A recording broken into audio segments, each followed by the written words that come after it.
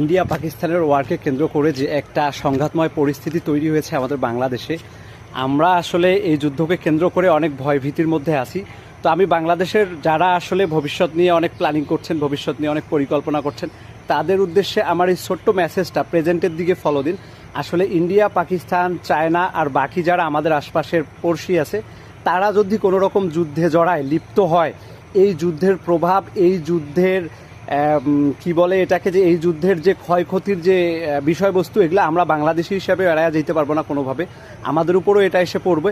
তা আমি বাংলাদেশের সকল নাগরিককে, সুশীল নাগরিককে বলবো, আপনারা বৈশ্বিক এই পরিস্থিতিতে মুখ বন্ধ করে থাকবেন না।